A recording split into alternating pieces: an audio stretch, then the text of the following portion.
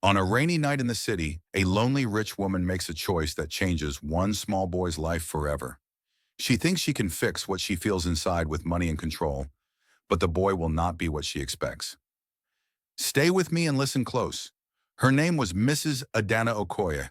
She lived in a big house on the hill, a house with high walls and many rooms. People in the town said she had everything: money, cars, servants. She wore clean clothes every day and drove a good car. But she had no child, no husband, and few friends, the kind that left messages and did not visit. Every morning she woke in a quiet house. She ate alone. She looked at old photo albums. Many of the pictures had smiles that did not belong to her anymore. In the market, people would say, "She is different now." Some said she was proud. Some felt sorry for her. Inside, she was a woman who missed a family she once had or wanted but never found. The boy's name was Chike. He came from a small compound near the market. His father worked in a car wash. His mother sold beans by the roadside. Chike was small for his age, clever, and he liked to read borrowed books under a street lamp at night. He had a slow, careful way of talking. He had one small bag and a small hope: to study and to help his mother. Chike knew the big house on the hill. Sometimes he ran errands there for people who worked in the house. He waved to the gardener. He saw the lady once from far away when she walked in the compound. He thought she looked sad. He did not know she watched him thinking. One dry night, when the moon hid behind thin clouds, Mrs. Adanna sent a driver to bring a boy from the market area. The driver said he would fetch a helper, someone to help in the house. Chike thought it was a job. He had no reason to fear. When he arrived, the big gates closed behind him, and no one came to welcome him. He waited. He sat on a bench under a wide mango tree and looked at the dark windows. When the driver left, Chike felt the house had a different air. A quiet footstep came, and a woman opened the kitchen door. She said, "You are Chike." He nodded. She spoke soft, not rough. She told him to sleep in the guest room for one night. She said the owner had work for him tomorrow. Chike slept. He woke to light and food. For 2 days, everything seemed normal. Then one morning, Mrs. Adanna told him he could not leave yet. She said the road outside was not safe. Chike asked to go back home. She said, "Not yet." He felt his stomach fold. He tried to call his mother with the small phone they gave him, but there was no time to go out. Mrs. Adanna did not hit Chike. She did not tie him. She used money and comfort like a net. She gave him good food, a warm bed, books and clothes. She watched him when he read. She paid a tutor to teach him. She gave him a small room with a window that looked to the garden. At first, Chike thought he was lucky. He started to learn new words. He met the house nurse and learned about plants in the garden. Days passed, and he saw the other side of the woman. She could be kind. She told him stories of a sister she lost. She would sit by the window and cry at night. Sometimes she would tell him, "When I was young, I wanted a child." Chike felt both fear and pity, but still he wanted to go home. He missed his mother's laugh in the corner shop pepper soup. He wanted his school books. He waited for a chance to leave. Chike tried small things. He asked the gardener to send a note to his mother. The gardener smiled and said he would try.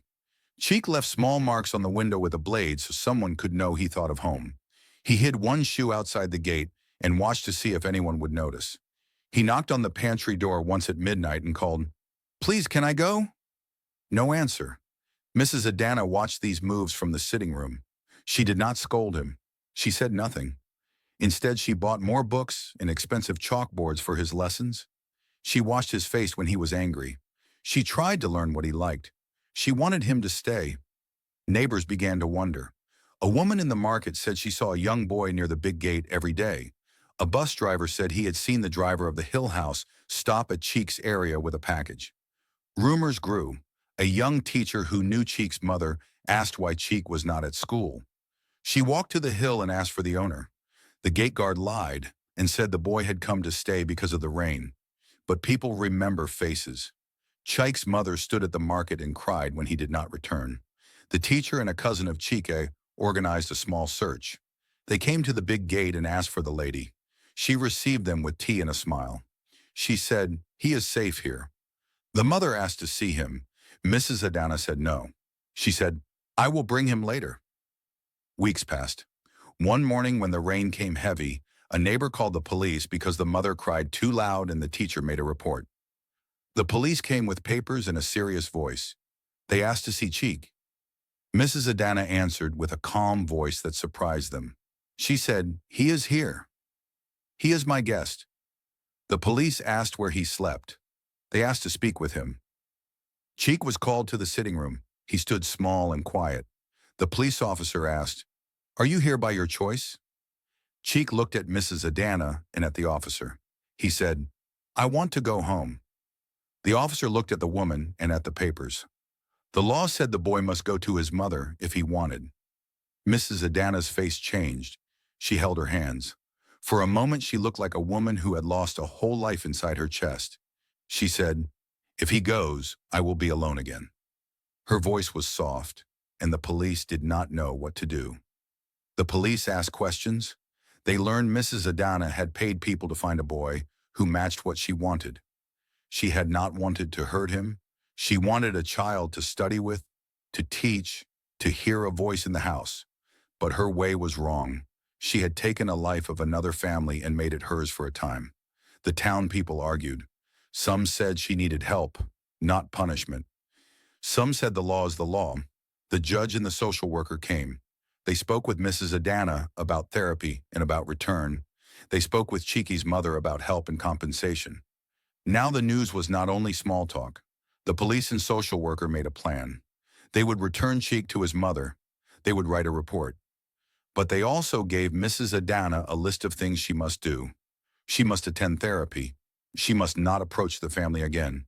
She must contribute to Chike's school fees, as she had not given care through the right doors. On one of the last nights before Chike left, he sat with Mrs. Adanna in the garden. She gave him the first book she had bought for him. Her hands folded as if she feared asking for forgiveness. Chike took the book and said, "Thank you for the lessons." He was not cruel. He felt a mix of relief and sorrow. He knew his mother waited. Mrs. Adanna cried quietly. She said, "I wanted to fix the hole in my life." Chike looked at her and said, "You should not take what belongs to others." The words were soft but heavy. Chike returned home. The town watched the reunion. His mother hugged him like a river holding its banks. The teacher told the people how brave the child had been. The police closed the case with a warning for Mrs. Adanna. The court required her to help Chike and to see a counselor. Some people thought the punishment was small. Others thought mercy was enough. Mrs. Adanna moved to a small house not far from the city. She began to meet people in a support group. She volunteered with children after the judge told her to. She paid Chike's school fees for 2 years. She never stopped missing a family, but she learned to live with people in fair ways. She told the truth to anyone who would listen. She learned music in the evenings. She learned how to cook for a group. She tried to give back. Chike grew with strong steps. He returned to school and he worked hard. He learned that danger can hide inside gifts and that people can be kind and wrong at the same time. He carried the book Mrs. Adanna gave him. When he was older, he became a teacher, and he sometimes told his students, "Always speak, always go home if you can, and be careful of hands that give without asking." This story is not to make you hate the rich or love the poor. It is to remind us that loneliness can push a person to make a wrong choice. It is to remind us that the law and the heart both matter. And it is to remind us that when wrong happens, people must fix it in a fair way that protects the weak. If you like this story, please subscribe to the channel, share with a friend, and leave a comment below to tell me what you think Mrs. Adanna should do next. Thank you for listening.